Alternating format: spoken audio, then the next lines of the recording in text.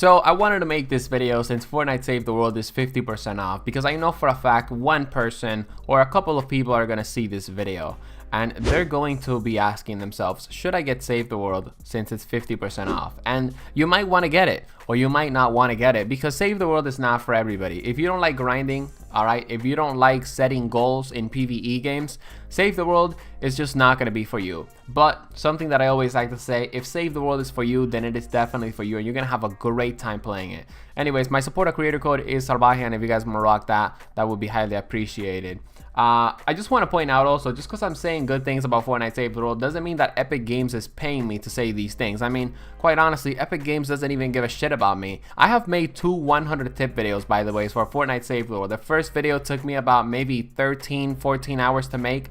The second 100 tip video took me almost 20 hours to make. Guess what? Epic Games, they didn't retweet it, they didn't post it on their Fortnite channel. Again, they don't give a damn about me, man. But it doesn't matter. I still love Fortnite Save the World, and I'm going to explain why in this video. And I'm also going to make it pretty understandable for those players that are considering getting Fortnite Save the World. The biggest argument against Fortnite Save the World is that the game feels too repetitive, and it's true. When you first start playing the game in Stonewood, the game just feels really boring, and halfway through Plankertown, you're also really bored as well. However, the most satisfying thing, I think, when it comes down to the gameplay, at least for me, is that at the higher levels of play, Fortnite Save the World actually gets pretty challenging. It's not just building around the objective and just shooting the husk, because that's just simply not going to be enough. You are going to get overwhelmed, they are going to destroy the objective, you're going to have to play smart.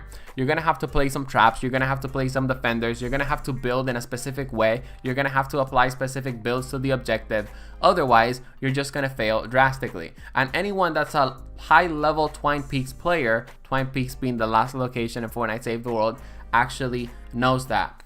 So yes, I guess you could say the gameplay in Fortnite Save the World is repetitive, but my counter argument to that is, at least for me, of course, because of course this is a video of me sharing my thoughts and perspective on why Save the World is one of the best PvE games that I have played.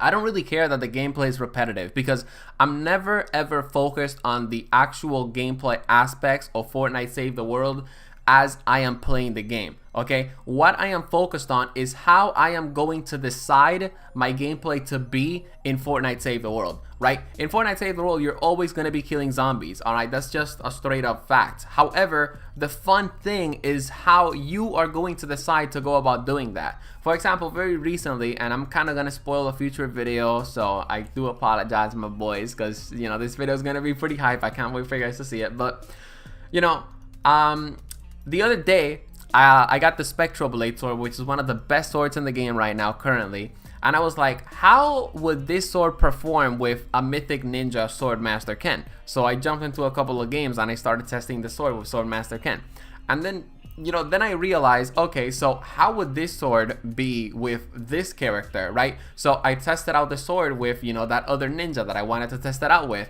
and I realized, oh my god, this is actually fun. So that's one of the things that always keeps me engaged with Fortnite Save the World, you know, that I'm always going after specific things, or that I'm always trying to try out different weapons, different heroes, and different styles of play. And that's honestly one of the biggest problems with a lot of PvE games like Destiny, and I'm pretty sure Anthem is going to have this problem. Don't get me wrong, at the time of making this video, Anthem is only a couple of days away, but I don't think Anthem is going to surpass Fortnite Save the World in my list of PvE games. I think Anthem has a fair chance of being my number 2 favorite PvE game, but I think Save the World is going to be on my number 1 for a long time, because again, it lets me choose how I'm going to, it lets me decide how the gameplay that I'm going to be experiencing is going to be. Looter shooter games like Destiny, Anthem, The Division, they give you a specific set of weapons, a specific set of grenades, a specific set of things, and after you collect all of these things, you realize, well, that's pretty much it. There really isn't anything else to do.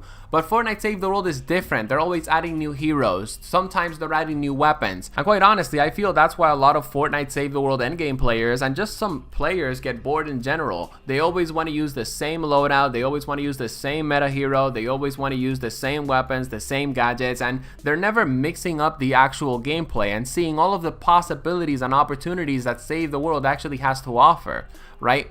Your number 1 objective when you get Fortnite Save the World is to get to Twine Peaks as fast as possible, the actual end game of the game. But as you are getting to Twine Peaks, you are going to be you know, grinding. You know, you're gonna have to grind some survivor XP, you're gonna have to grind some hero and schematic XP so that you can level up your heroes and your weapons. And that's what I also like about Fortnite Save the World, right? It's not like these other looter shooter games where you get to the end game from 1 second to the next. No, you actually have to put in the work, you actually have to grind, and only the players that actually grind it all the way up to Twine Peaks actually get their chance to be there.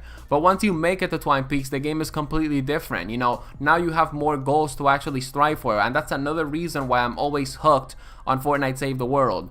Goals. If you don't set goals when you're playing Fortnite Save the World, of course you're going to get bored. And if you're a little bit lost as an endgame player, I made an in-depth endgame guide that I will be linking in the description below, and that list is going to tell you everything you need to do when it comes down to the Save the World endgame.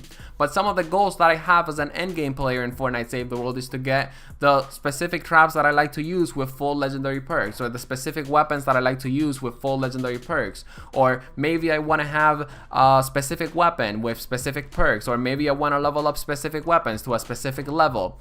And that's just something that you can't do very quickly in Fortnite Save the World. That's just something that requires a ton of grinding. You're gonna have to grind for that schematic XP, you're gonna have to grind for that survivor XP if you want to get to like the maximum power level. If you want to get a lot of sunbeams so you can craft the best of the best weapons, you're going to have to be doing those endgame missions, unless of course someone gives you the tier 5 materials, you know, by trading, or maybe because they just want to. Yo, any subscribers want to give me like some sunbeam and some breakcore? I'm just fucking saying, I'm just saying. But anyways, back to the video. Another thing that I also like about Fortnite Save the World is that the developers are always adding new things and new events. And don't get me wrong, the developers aren't perfect. In fact, Fortnite Save the World on Xbox is basically unplayable at times, and I feel really bad for my Xbox players. Hopefully when the Season 8 patch comes in, you know, Save the World is more stable on Xbox. But the developers still add a ton of awesome content to Fortnite Save the World, such as new weapons, new heroes, and very recently we're gonna be getting a full hero loadout rework. Like, a lot of heroes are gonna get reworked, a lot of heroes are gonna be unique. The hero loadout system is actually going to be meaningful, giving us a lot of options to make our character stronger. And Save the World is always improving because the developers are always working on making it better. So many players complained about the fact that it would take energy when you sprinted, and they took that out of the game. So now you can sprint all you want without, of course, any energy.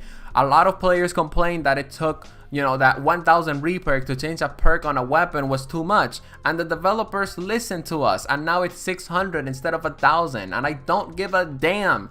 Alright, if you're saying that the developers don't listen, they listen at least 90% of the time, which quite honestly, it's better than all of these other looter shooter developers.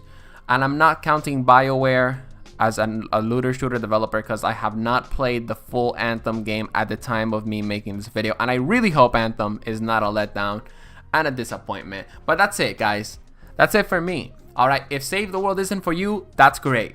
Alright, but if you like grinding, if you like setting goals, if you like going after those specific goals, and you like the thrill of experimenting new things in PvE environments, then Save the World is 100% for you. And quick plug, if you do end up getting Save the World because this video convinced you that Save the World is for you, check out my Save the World University series. It's literally a series where I do a step-by-step breakdown of everything you need to do as a brand new player. It's like a beginner's guide that literally holds your hand, so you don't have to like watch all of these other beginner guides. Seriously. Or check out my 2 100 tip videos linked in the description below that for some reason the Fortnite Twitter just doesn't want to tweet out, even though I don't even curse on those videos, man. I love Save the World. I hope you guys do too. Anyways, see you guys on the next one, and I hope you guys enjoyed this video.